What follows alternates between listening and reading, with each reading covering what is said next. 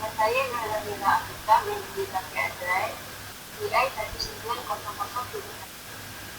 Nama saya Siti Hajar binti Muhya, nombor metrik CI 190139. Nama saya Rabiati Muhara binti nombor metrik saya binti 19015. Nama saya Nur Syuhana binti Azhar, nombor kad metrik CI 19019. Saya Nur Kalisha binti Syaiman, nombor metrik AD 190020.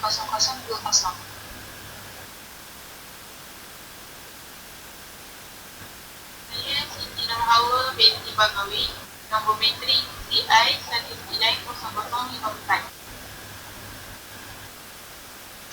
Nama saya Madiha binti Al-Azizi, nombor metrik AD 9019. Nama saya Nur Zisin, nombor matrik AI 190222. Nama saya Anis Qur'an Aini Muda, metrik CI 19002. Nama saya Naizah, nombor kad metrik CI 190059. Jadi sebagai pendahuluan, saya ingin memberi sedikit penjelasan berkaitan ideologi. Ideologi secara umumnya adalah satu kepercayaan atau ajaran yang digunakan sama ada oleh individu, masyarakat maupun dasar pemerintahan dalam negara. Ideologi juga memainkan peranan penting dalam kehidupan seseorang itu. Konsep keadilan yang diperjuangkan oleh SIS dilihat berbeza daripada ajaran Islam yang sebenar, yang sehingga menyebabkan pihak agama Islam melabelkan organisasi tersebut sebagai sesat. Pada mulanya, penubuhan SIS ini didorong oleh pertubuhan wanita di Indonesia yang dikenali sebagai Rahimah, yang menjadi asas bagi memulakan gerakan wanita di Malaysia. Kemudian, saya teruskan dengan kenyataan latar belakang kajian.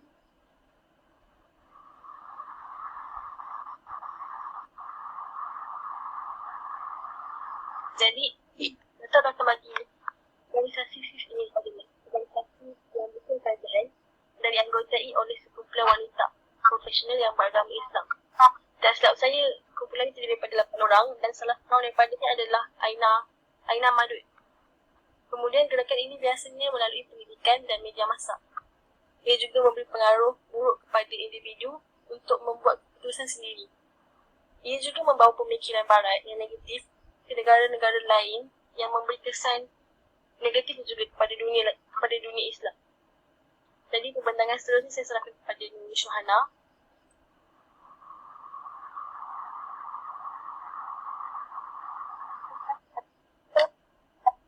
Objektif kajian kumpulan 7.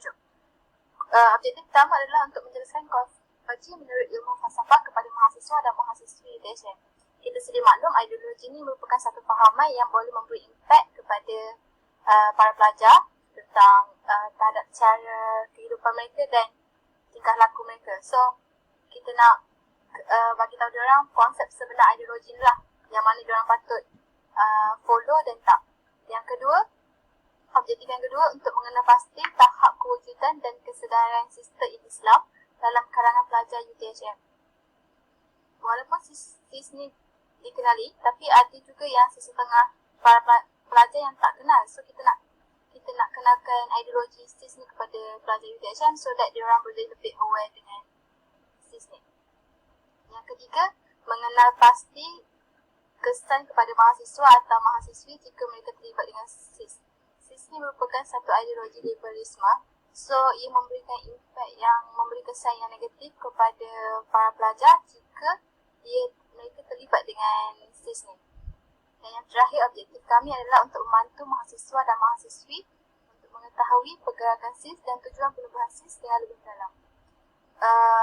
Jika kita lihat, asal-usul SIS ni adalah untuk membela dan memperjuangkan hak wanita. Jika kita lihat sekali imbas, kita boleh rasa ideologi ni boleh diterima pakai, tapi kalau kita kaji lagi, sebenarnya SIS ni merupakan satu ideologi yang bercanggah dengan agama Islam.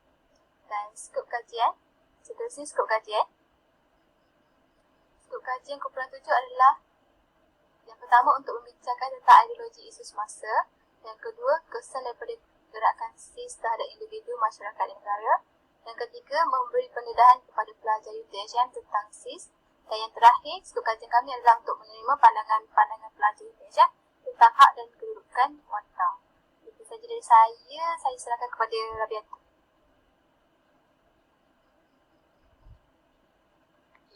Seterusnya ialah persoalan kajian.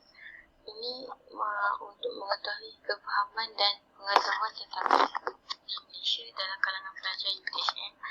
Yang kedua, ingin mengetahui persoalan yang berkaitan dengan objektif kajian.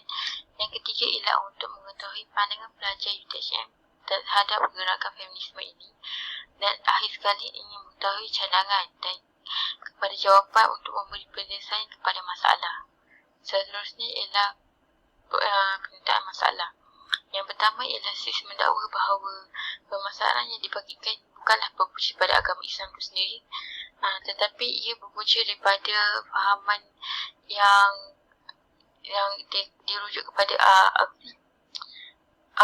ulama terdahulu, iaitu mereka menyatakan lelaki lebih lelaki pada perempuan. Yang kedua ialah penerimaan syariah yang menyeleweng dari nilai-nilai keadilan dan kesesamaan. Yang ketiga ialah SIS menyeleweng dari agama Islam dan bersifat liberal dalam menjalankan perjuangan mereka. Hal ini kerana mereka berpendapat bahawa Islam yang terdahulu adalah kuno dan mereka berpendapat bahawa perempuan dengan lelaki adalah sama. Yang keempat ialah mempunyai pengaruh sekulerisme dan liberalisme. Seterusnya, analisis data. Kaedah yang digunakan adalah Google Form. Tujuannya adalah untuk menerima tindak balas daripada responden mengenai pengetahuan pelajar UTHM terhadap gerakan liberalisme sistem Islam di Malaysia. Bilangan responden yang diterima adalah 50 orang. Bahagian yang didapati adalah 4. Bahagian A terdiri daripada demografi, memfokuskan perkara asas untuk mengumpul data tentang responden. Contohnya adalah jantina, umur dan fakulti. Bahagian B, memfokuskan pengetahuan responden tentang ideologi dan sistem Islam. Bahagian C, mengkaji kefahaman responden tentang falsafah ideologi semasa. Bahagian D, memperoleh pendapat atau pandangan peribadi responden berkaitan SIS. Hasil daripada keputusan kuesioner, peratusannya adalah 29% lelaki dan 71% perempuan. Hal ini menunjukkan keputusan ini lebih tepat kerana sistem ini Islam ini lebih berkait dengan isu wanita. Pada bahagian A, terdapat soalan tentang peribadi pelajar, antaranya juga fakulti. Kebanyakan pelajar yang menjawab soalan ini adalah daripada FSKTM. Seterusnya adalah umur. Majoritinya terdiri daripada 20 hingga 21 tahun. Pada bahagian B, terdapat beberapa soalan yang telah ditanya. Antara soalannya adalah untuk menguji sejauh mana pengetahuan pelajar terhadap kegiatan SIS. Rumusan bahagian B memfokuskan tentang hubungan antara ideologi dan juga sistem Islam. Hasil kajian mendapati bahawa majoriti mengetahui maksud ideologi dan terdedah dengan ideologi-ideologi semasa. Tidak ketinggalan, hampir majoriti mereka tidak mengetahui kewujudan SIS. Maka ini menunjukkan bahawa majoriti pelajar UTHM mempunyai sedikit tentang organisasi SIS. Pada bahagian C, soalannya lebih mendalam dibandingkan dengan bahagian B. Kerana bahagian C ditanya tentang kefahaman pelajar terhadap sistem Islam.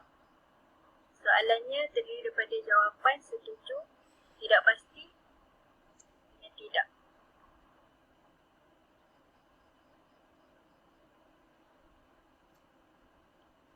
Rumusan bahagian C, responden tidak bersetuju dengan ideologi CIS. Antaranya ialah ideologi CIS yang mengatakan pemaksaan pemakaian tudung terhadap wanita melanggar hak asasi manusia. Natijahnya, majoriti responden bersetuju menganggap pembubaran organisasi CIS perlu dilakukan agar tidak memberi impak negatif di dalam kalangan masyarakat. Hal ini menunjukkan betapa majoriti pelajar kurang bersetuju dengan ideologi CIS. Bahagian terakhir adalah bahagian D. Bahagian D adalah bebas untuk pelajar memberikan pendapat atau cadangan tentang isu dalam sistem Islam ini. Majoriti berpendapat bahawa perjuangan CIS ini akan membawa impak yang negatif kepada kaum wanita di Malaysia. Secara kesimpulannya, para responden berpendapat bahawa ideologi yang dibawa oleh CIS ini bertentangan dengan agama dan merupakan satu gerakan yang tidak patut diterima oleh masyarakat. Rumusan bagi kajian ini adalah CIS ditubuhkan asalnya untuk mempertahankan hak-hak wanita. Lama-kelamaan, semakin terpesong dari agama Islam yang sebenar. Perjuangkan konsep kebebasan dan rationality bertentangan agama. Kajian ini dilakukan untuk mengkaji sejauh mana kefahaman dan kesedaran mahasiswa dan mahasiswi di THM tentang sistem Islam. Kenal pasti beberapa persoalan dan permasalahan yang dihadapi semasa menjalankan kajian ini.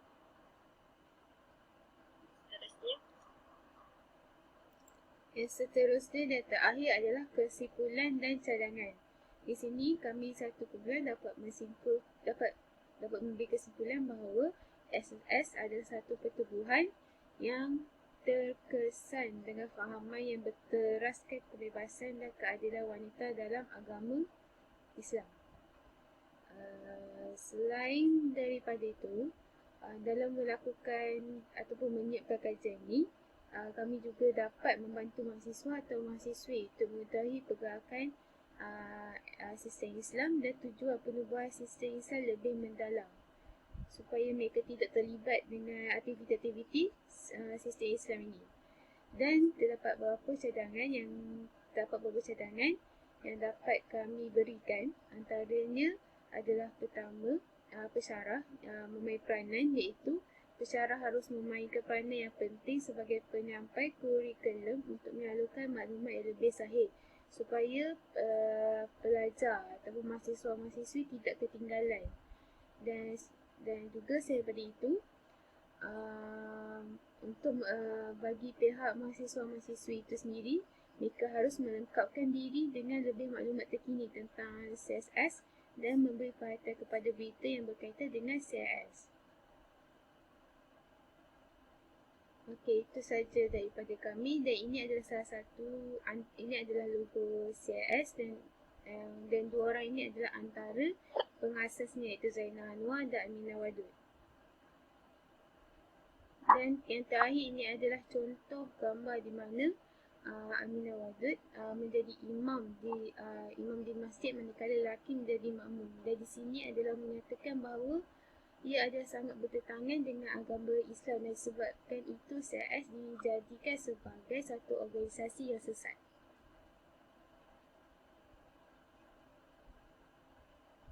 Dan ini juga contoh seperti mana yang tadi. Sekian. Daripada Kumpulan 7.